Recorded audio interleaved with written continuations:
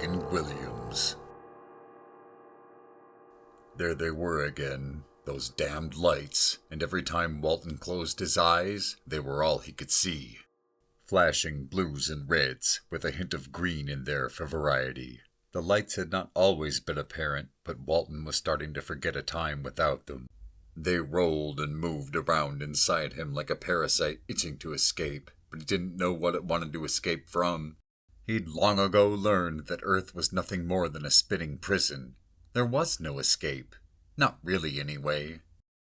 On one of those rare nights he had managed to fall asleep despite the glorious, blinding flashes, he was stirred from his bed by the ringing of a telephone. Rolling over with a groan, he looked at the digital clock on the table and said a few signature curse words before picking up the landline. Walton was among the few people he thought still had a phone connected to the wall. Most people had them connected to their hips now, scrolling through social media like mindless drones. Not Walton. No, he preferred the old way of doing things, and he wasn't going to leash himself with a phone or any other electronic device that let the government track his every move. "This better be good," Walton moaned into the receiver as he rubbed the sleep from his eyes with his free hand. "You woke me up, you bastards." The last statement was more for himself than for the person on the other line. It didn't really matter if he'd been woken up or not. Walton was a bitter old coot who'd kick your dog if you weren't looking. Biting his bottom lip, he waited for someone to talk on the other end, but all that was there to meet him was static and then a busy signal. Grumbling a few more times, he slammed the phone into the cradle and fell back into his bed. Walton's head almost missed the pillow completely, clipping the corner of the bedside table. Again, the man sat up in a tizzy. "Fucking good-for-nothing wooden table!" Touching the back of his head, he pulled back a little blood and knew he needed to clean the point of impact. Shit like that was always happening to Walton. It had been going on a lot longer than the flashing lights, that much he knew for sure. Walton could remember the day he and his now-dead wife Margot had purchased that damn table. He had thought it was hideous, but his wife thought it was to die for. When she passed in December of 2012, it had been covered in her medications. Over a dozen pill bottles and abandoned glasses of half-drunk water littered its top. Walton hadn't considered himself a sentimentalist, yet he couldn't bear to part with the table after her funeral. The water rings and stains left behind by his sweet Margot were how he remembered her. He guessed everyone grieved in their own way. Walton padded across the wooden floor to the open bathroom door. He didn't think about turning on a light. Why should he? He hadn't moved the furniture around in his house in almost 3 decades. Walton could have been blind and not tripped over anything. He stopped in front of the mirror, looking at his reflection as his eyes adjusted to the darkness. The only good thing about being awake at this hour was that the lights weren't bothering him anymore. You see, that's what baffled the doctors. Walton could only see the lights when his eyes were closed. A slight glimmer of light shone through the window over the shower. The crest of the moon had set up shop there for the time being, making the area in which he stood a cascading fever dream of odd blue. Opening the medicine cabinet behind the mirror he was staring into, Walton looked over his array of medicine bottles. The doctors he had gone to see had put him on everything they could think of to stop the weird hallucinations to no avail. Nothing worked, and soon after, he stopped taking any of the small white and yellow pills he had been given. "So, when did these lights start appearing?" the doctor had asked. "Around the time my wife died. No, a week or so after." "And they just keep happening every night?" "Like clockwork." That was the beginning of the end for Walton. After that, everyone he had gone to see suggested it was a side effect of losing his wife. A broken heart symptom, but Walton didn't feel broken-hearted.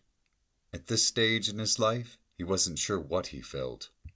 Grabbing a white first aid kit wedged between the clozapine and the ziprasidone, Walton put it on the counter beside the sink and opened it carefully. Everything had changed after Margot passed. Even his memory of how things used to be began to twist. They were initially small things, like his neighbor's hair color. Janet's hair had always been blonde, so when she walked out of her house on New Year's 2012 with brown hair, Walton had to comment. It was odd that her husband wrinkled his nose and laughed, stating that he could never have dated a blonde, let alone marry one, and Janet nodded in agreement. Maybe they were trying to make the transition easier, or Janet had always been a brunette, and Walton was losing his mind. It had gotten worse and worse as the years passed, and for some reason, he blamed it all on the lights. In 2013, the Mass General Store had changed its name to General Mass, and no one seemed to notice but Walton. In 2014, his brother's son Clark changed majors in college from math to engineering, which, to Walton, was almost the same thing, but no one would admit to the old switcheroo. These little things began to add up over the years, and with every little tweak of the timeline, the lights, those damned lights, got brighter and brighter. Nothing he did could get it out of his head, and he thought this was just the way things were supposed to be now. Turning his head as best he could, Walton splashed some water on the gash and added some antiseptic ointment. Finally, he slapped a bandage on the whole thing and called it a night. He didn't care if the sticky bits got caught in his hair. He had been losing his lush brown locks for a while now, and a few strands less wouldn't matter much. Laughing to himself, he padded across the bedroom floor and slipped back into bed as if nothing had happened. As he closed his eyes and the lights began to dance just under his lids, he couldn't help but think back to this morning when he'd had enough of the subtle changes and let everyone on the block know. First thing after his coffee, Walton had stepped outside for his morning walk. His car was usually parked out on the side of the road, but today someone had moved it, and the color had changed subtly. "No, this can't be right," Walton had exclaimed as he reached down and grabbed his old-fashioned paper from the ground. "I'm the only one with the keys to my car. I didn't park it there. I know what I did. I know what I did!" Looking down at the front page of the now Times-Mass, he read the headline. His cheeks began to burn with anger as he barged back through the front door without another thought about his walk. The president had changed. Had he missed an election? How could this have been? The date on the calendar was correct, but new holidays had popped up, ones he had never heard of before. What was happening? Why did no one else remember the way it was? If Margot were here, she would have seen it too. She always saw things for what they were. Allowing himself to drift off to sleep with unease, Walton thought that would be the end of it. Maybe when he woke in the morning, everything would right itself. Maybe the weird lights would fade, and Janet's hair would be blonde again. Maybe he wouldn't be so upset with the world. He didn't know how long he had been in bed before the phone rang again, but when it did, the man sat up with a start. Something was different about the ring this time. It sounded rushed and urgent, giving him the distinct impression that the person on the other side of the line had something unrelenting to tell him. Shaking his head, Walton knew that couldn't be right. Phones don't ring differently. They just rang. Reaching across the bed with an unsteady hand, the old man picked up the receiver and put it to his ear. This time, the words didn't sound so angry. This time, they sounded timid and weak. "Hello?" Again, there was nothing but static. Walt was going to hang up, but stopped himself when he finally heard the person on the other side of the line. "You need to stop," the voice began. It sounded a million miles away. It didn't matter how far it was. Walton knew that voice. He had lived with that voice for 30 years. It was the only voice he had ever cared to listen to, and now it was back, pleading for him to stop. Stop what exactly? "You have to stop," the voice continued. "You have to stop. They're coming. They see you, and they're coming." The woman's request had slowly turned into a demand as the reception on the phone line grew worse. Walton didn't know if it was his imagination or if the room had begun to get darker, heavier, colder. "Who is this?" Walton demanded as he tightened his grip on the phone. His knuckles began to whiten as his anger bubbled to the surface. Finally, he pulled the phone away from his ear, jerking the cord from the wall. He threw it across the room and fell back into bed, careful he didn't hit the corner of the table again. It was too late for tricks and games. He was old, and it was time for sleep. The moon set as the sun began its appearance. Walton rolled over in his queen-sized bed and reached across the mattress. He had no clue why he did this, but it had been his routine for the last 40 years or so. The sun was flooding into the bedroom as the birds outside chirped loudly. Walton's head was throbbing, and he could only assume it was from the lump he had taken on the nightstand a few hours before. "Nothing a little aspirin can't take care of," he mumbled to himself. It hadn't occurred to him that someone else was in the house. Someone had opened the bedroom window and laid out his clothes, and now that same someone was in the kitchen making him breakfast. No, it hadn't occurred to him until the smell of fresh bacon wafted into his nostrils. Blinking a few times, Walton looked around the room, taking in the bright yellow wallpaper. His wallpaper wasn't yellow. It had always been eggshell white. His wife wanted yellow wallpaper, but he wouldn't give in, and yet here it is, in all its glory. Ugly yellow paper. "Walt, dear, would you be a doll and go to the store for me and pick up some milk after breakfast? I know it's your day off, but you would be doing me such a huge favor." "Day off?" Walton muttered. "I've been retired for years now." The man gingerly touched the back of his head, but there was no lump, no bandage, just a thick brown mane that almost touched his shoulders. What was going on? Gulping in the air, Walton coaxed himself out of bed, blinking heavily. The lights were gone. They had vanished completely, and in their place he got yellow wallpaper and bacon. As much as the man wanted to rejoice, he couldn't find the emotions. Something wasn't right. It started there, out in the world, but now it was at his doorstep, oozing in through the cracks of his unfamiliar house and invading his life. None of this was right. No matter how much he wanted it to be, it just wasn't. Walking towards the bedroom door, Walton made his way down the short hall, looking at the framed photos on the wall. They were all professional shots of Margot and him. Some of them were taken right here in the house, but others were action shots while they were at the beach or hiking in the mountains. This wasn't Walt. Stopping in the doorway, he watched the back of his wife's head as it bobbed up and down in front of the stove. She wore a little white dress with a pattern of red roses on it. It was a sundress, the kind that fit from the waist up and ballooned out from hips to knees, hiding any imperfections time may have blessed her with. Margot's cinnamon-colored hair was up in tight curls that barely bounced when she moved about the kitchen. He knew if she turned around, he would see a set of ethereal green eyes set wide in her heavenly heart-shaped face. "The bacon's almost done, sleepyhead. How do you want your eggs?" Over easy. Walton hadn't realized he'd said anything until the woman laughed and turned around. Her eyes twinkled against the natural light of the sun. They were gray. "Over easy it is, then," she sang as she walked over to the refrigerator. It was a round, bulbous-looking thing that Walton had never laid eyes on before.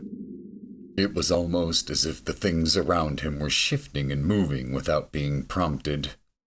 He couldn't focus, and when he did, he forgot what he was looking at almost immediately. And it all started after he looked into Margot's hideous gray eyes.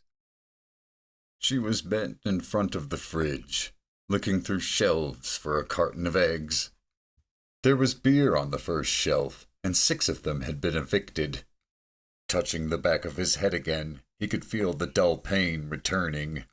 He used to be a drinker in his 20s, and if today was his day off, he more than likely tied one on hard the night before.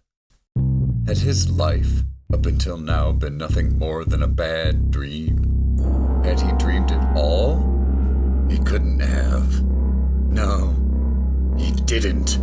Sliding across the floor in his bare feet, he stopped at the countertop, just in front of where Margot had laid out the bacon strips. Margot had put them on a few pieces of paper towel to sop up the grease.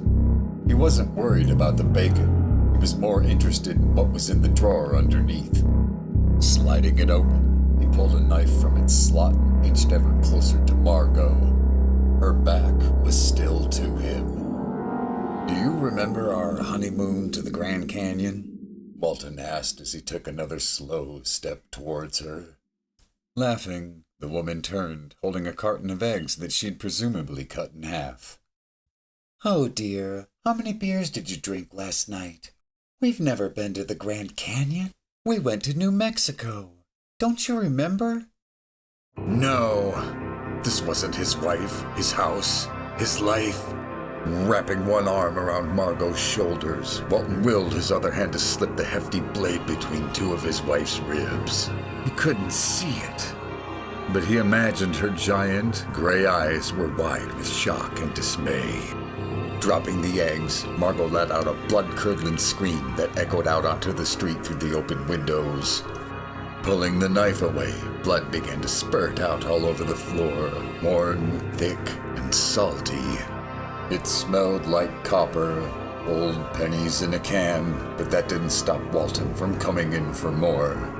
Snatching the woman up by her throat, Walton slammed her against the open fridge door. The light from the interior began to flash green as the thermometer dinged. This was meant to remind whoever was cooking to shut the door. The contents of the giant round tub had become far too warm. Margot mouthed as she clawed at his free hand. Sneering, the man pressed the tip of the blade against Margot's chest, playing with the buttons on her dress. Sirens were coming from down the street. He knew he didn't have a lot of time. "You aren't my wife," Walton spat. "You never were, and I told you I would kill you for pretending to be her." Slicing her from sternum to groin, Walton watched the life leave her body. Margot's intestines slipped out from the opening, falling onto the floor with a splat. He had to have cut a little too deep, because seconds later the smell of putrid shit wafted through the blood and gore. There was only one more thing left to do. Dropping the knife, Walton padded back to the bedroom. His feet left smeared prints along the wood, but he didn't care. At some point, the bird that had roused him had flown away, leaving nothing but a few branches between him and the police cars that surrounded his house. "Nosy fucking neighbors," Walton muttered as he stopped by the end of the bed. Kneeling, he opened the chest. He never kept it locked. Why would he? "Walton Jones, come out with your hands up!" Some newbie police officer had gotten to play with the megaphone. How nice. The gun felt heavy in his hand. The blood had begun to dry, so his grip was true. Approaching the window, Walton stared blankly at his freshly cut lawn. Had he done that too, and not remembered? Nothing made sense. "My name is Walton Jones, and I know what I did. I know what I did!" Lifting the gun, Walton pointed it at the kid with the megaphone. "He's got a gun!" another officer shouted. Seconds later, a shot rang out. It wasn't from Walton, no. He never kept his gun loaded. It was from an older cop, and his aim was true. One single bullet was all it took. Square, right between the eyes. Walton stumbled a bit and reached back, touching the exit wound. Looking at the fresh blood on his fingertips, he laughed a little and fell onto the ground face up. As his eyes fluttered shut, the last thing he saw was the flashing red and blue police lights, swirling and dancing, trying to escape.